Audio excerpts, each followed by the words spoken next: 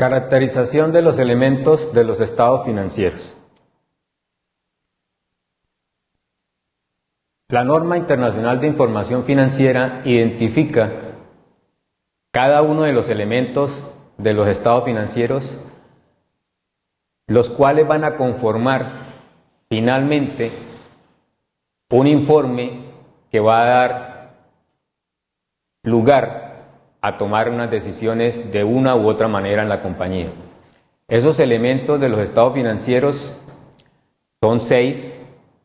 Tenemos entonces el activo, el pasivo, el patrimonio, los ingresos, los costos, los gastos.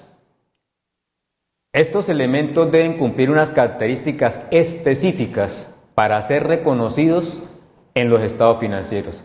Es decir, si esas características no se cumplen, pues no pueden formar parte de los estados financieros y por ende tendremos que entrar a utilizar lo que se denomina en las normas internacionales de información financiera y aquí para Colombia en la parte de contabilidad simplificada, norma de información financiera, tendríamos que utilizar las famosas revelaciones. Es decir, cuando no se cumplen esas características y de una u otra manera no podemos registrar o reconocer esos elementos en los estados financieros, tenemos que darlos a conocer en otro documento que se denomina revelaciones.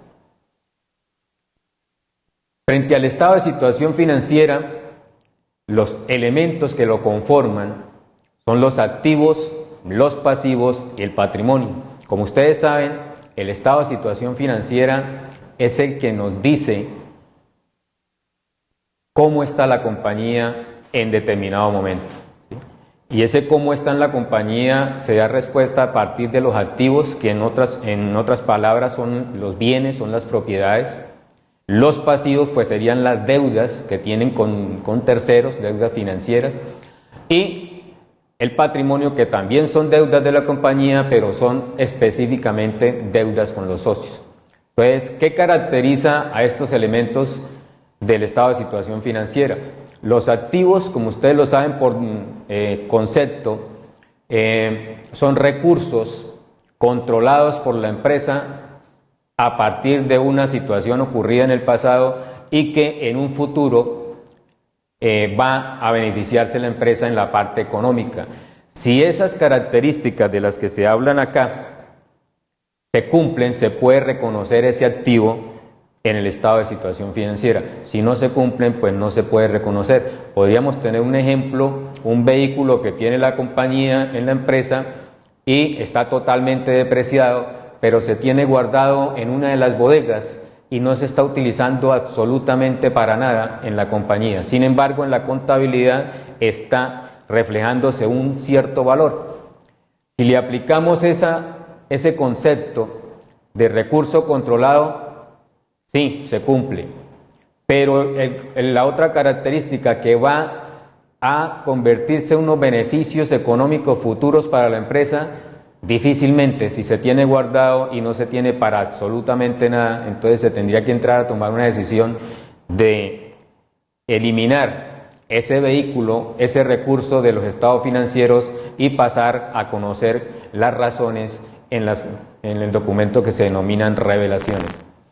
El otro elemento son los pasivos. Los pasivos son obligaciones que tiene la empresa, por eso se habla en la norma de información financiera que son obligaciones presentes que tiene la empresa y que para cancelarlas pues se va a desprender de unos beneficios que le van a significar se va a desprender mejor de unos recursos que le van a significar unos beneficios para la compañía.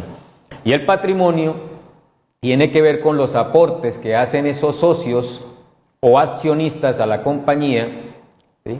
Y en la medida que se van combinando los ingresos, los costos y los gastos, pues se van generando unas utilidades. Esas utilidades también van formando parte de ese patrimonio de la compañía. Entonces tenemos esos 3 elementos importantes que forman parte del estado de situación financiera, como son el activo, el pasivo y el patrimonio. Ahora bien, el estado de resultados es otro estado de situación, es otro estado financiero que nos da a conocer cómo le fue a la compañía. Fíjense que en el anterior es cómo está la compañía y en este es cómo le fue, independientemente de si está bien financieramente la empresa o no, porque se pueden dar los casos en que la empresa está bien financieramente, pero en el periodo le fue bien, mal, regular. Entonces son independientes de esos resultados.